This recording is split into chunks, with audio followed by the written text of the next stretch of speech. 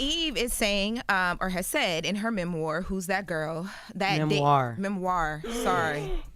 Whatever. Okay. it really is. Memoir, go ahead. I say biopic wrong too. Biopic. Yeah. So Eve is saying that dating Suge Knight, which people did not know happened, Suge Knight hurt her relationship with Interscope. So in the book, she talks about meeting Suge Knight and dating him for a short period of time. So they met back in 2001. This was when Eve was co-hosting the Soul Train Awards with Luther Vandross and Shamar Moore. And she says that she found out that Suge Knight was going to be in the building. So she asked someone to introduce them. So she made the move. So when she was introduced to him, she went up to him and she said, "Hey, I'm Eve. I've been wanting to meet you." Now, this was all following her fallout with Dr. Dre and Aftermath. So for those who don't know, Eve was signed to Aftermath. She was dropped after only 8 months, right around the time when Eminem was signed. And she says that has always been a thing for her because she said it humbled her. So she thought that this could be revenge. The direct quote from the book says, "I knew what I had to do." She says that she was still in her little mood about Dr. Dre, even though they had made a solid hit together. So having Suge, his former boss at Death Row, stumping around Interscope felt like some sweet revenge. I'm not really sure how I concocted this idea, yet here we are. So what happened was, after the introduction at the award show, they went out to eat in LA and they began courting each other. She was talking to Suge Knight about just some of her issues that she was having at Interscope. So he was like, "Okay, I'll come up there and, try and help you figure things out." He came and it did not go over well with Jimmy Iovine. And she says that she believes to this day that Jimmy Iovine took that out on her when she released her third album. Question, why is this a story now? Because Eve's Who's That Girl been out for months. I think people are just actually diving into the book and doing articles on it, so it's beginning to circulate. And I also think people just didn't know that the relationship happened. But yes. What if they would have read the book, they would have known? This is news. Yes. This is news to me. So you saying niggas don't read is what you saying? I mean, I don't read everything, but it's different for us because Eve came up here, so we didn't talk about. I mean, we didn't talk about shit. We didn't, but in the book, not out here reading about Eve. You know what I mean? I love. Her book is good. Yeah, but I mean, Who's That Girl? Good. You would know that. You're an avid book reader. But I wouldn't know that. But because I am a fan of Eve's hits back in the day. I mean, this was news to me. I'm like, okay, she used to date Suge Knight. Yeah. But did she ever date Dr. Dre, or was that just like a business thing that she tried to make? No, she was signed to Aftermath, and she was basically like, she was eager. She was trying to get in the studio. She wanted to work. He had signed him in Eminem, and he wasn't putting her in the studio, and she was dropped. And she said that it humbled her. She got a little messy. Yeah, and she said it humbled her because she had to get back on the bus, go back home to Philly, back to her mom's crib after being signed to Dr. Dre and, all the things. So it humbled her. So she kind of still had that there. So she made this move.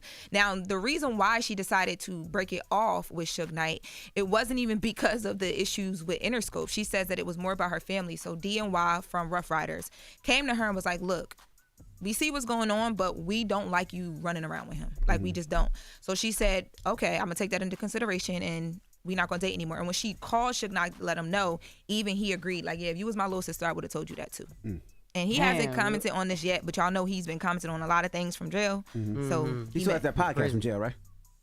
There's a whole podcast? I didn't know about that. Yeah, I didn't know. Suge Knight has a prison podcast. Normally when I see him talk, it's like through an interview. Normally with TMZ, he's always responding to something in the media. But I didn't he got a know. podcast called, I think it's called Collect Call with Suge Knight. Yeah. Yes. Okay. Well, shifting gears, in other news, so Michelle Obama was on her podcast with Dwayne Wade and Gabrielle Union, and they were having a conversation about figuring out how you parent multiple children and creating a good dynamic. Because, sometimes people have favorite kids. So let's take a listen to Michelle Obama, because she says Barack Obama had issues with Sasha.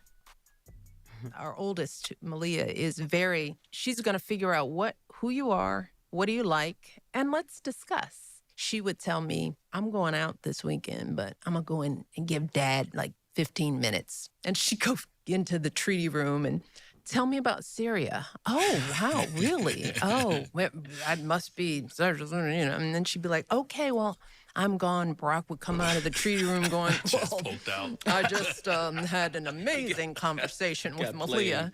And Sasha is like a cat.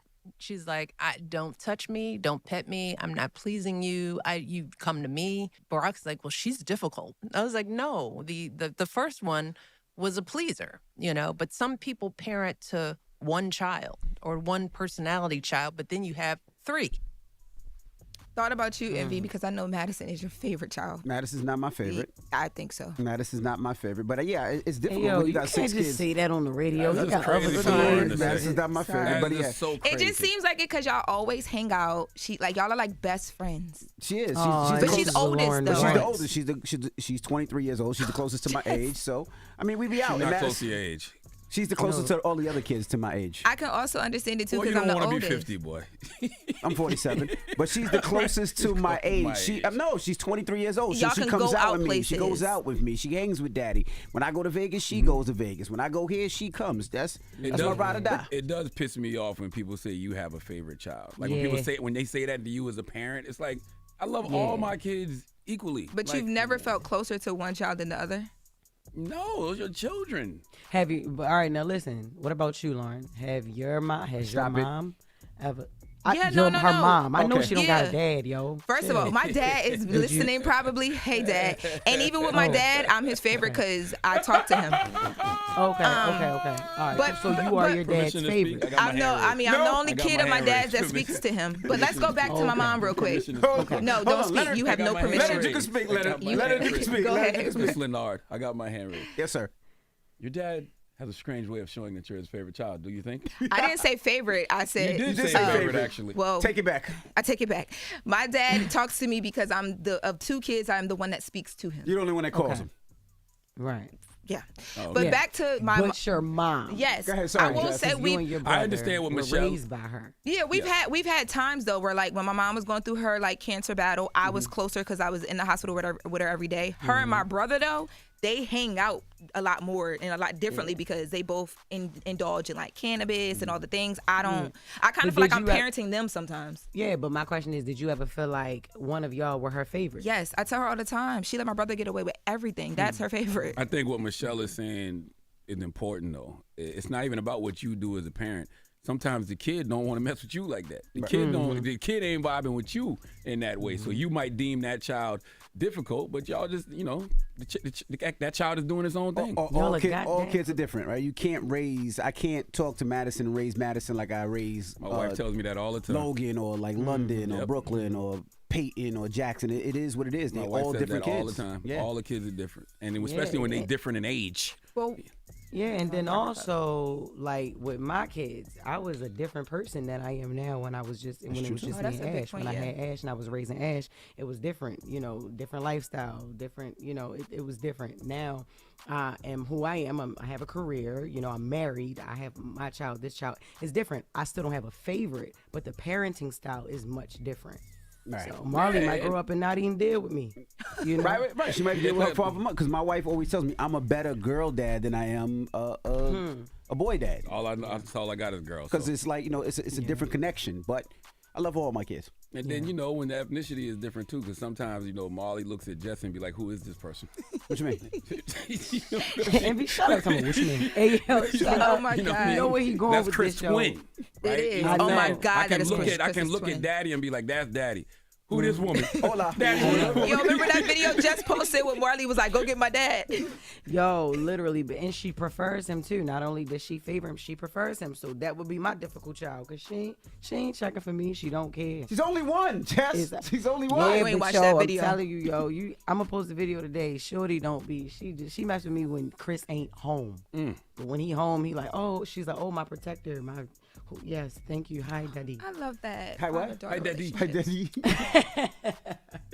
All right. Well, that is the latest with Laura. Charlamagne, who you giving that donkey to? Man, 4 after the hour, since we're talking about parenting, let me just teach y'all how not to parent real quick, okay? There's a woman named Sierra Bonner who needs to come to the front of the congregation. We'd like to have a word with her, please. All right. We'll get to that next. I just got to say this last thing. You know what my kid's favorite part of the show is? What? What? Guess what race it is? They enjoy that Cause they so still trying to guess their damn race. You don't tell them. What about guess your dad's sexuality? Oh, my goodness. Oh my God. That's been a tough one for Logan. Hold up. Every day I wake up. Wake your ass up. The Breakfast Club. Y'all finished or y'all done?